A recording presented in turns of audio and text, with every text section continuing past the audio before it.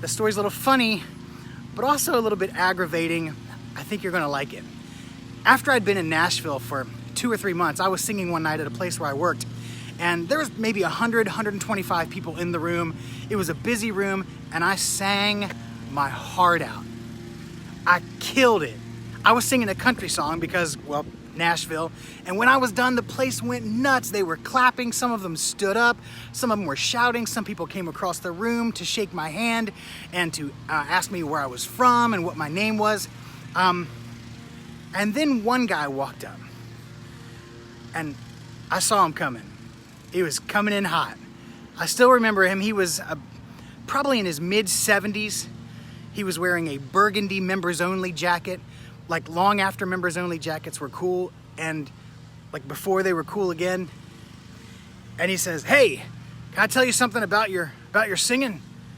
I'm like, this is not gonna go well. But I said, "Sure, man. What do you have to say?" And he said, "Well, you really need to lose some weight." I said, "What?" "Yeah, you gotta lose some weight." "All right, that's all." And he walked away. I'm thinking to myself, dude, were you here? Did you hear the room? Did you feel what happened in here? Tore the roof off this place, and the only thing you can say to me is, you need to lose some weight. I know I need to lose some weight, so I'm taking another morning walk. But right then I remembered something that I'd been told a long time ago, and it was the first time I had ever experienced it myself. It was the first time it was ever this real to me. No matter how good you sing, no matter how buttoned down you have your whole image thing with your hair, makeup, apparel, body type and size, no matter how many of those things you pull together, no matter how great your concert is, some of them are still not gonna like you. And you gotta be okay with that. Any given night, there could be 2, 3, 5, 10, 15, 20 people in the room that just don't care for you. Either they weren't in the mood to have a good time when they got there, or they didn't like the color of your dress. They didn't like the fact that you were 30 pounds overweight. It could be anything. But there's gonna be a few percent every night that don't like you. Here's what I've learned since then.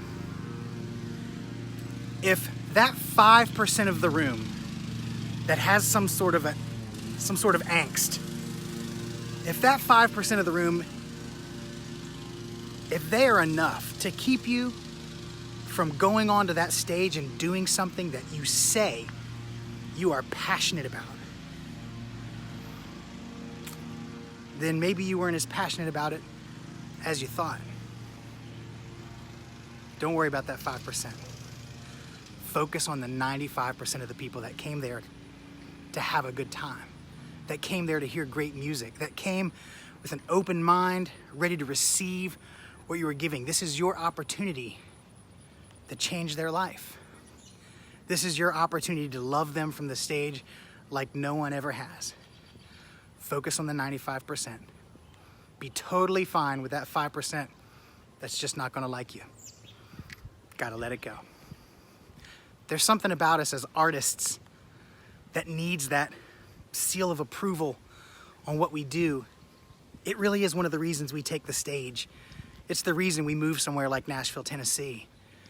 We want to test our mettle. We want to see how we measure up against the other people that are out there making a living doing this. But that 5%, they're not worth the energy it's going to take to win them over. Focus on the 95%. They all don't need to like you, but the ones that do, they need you. They need you to love them more. So give them everything you got. Until next time, this is Paul Secord, your gospel road coach from Nashville, Tennessee. Find me on Facebook, Twitter, Instagram. I've got an ebook coming out soon, and I hope to hear from you on this topic. We'll see you out there.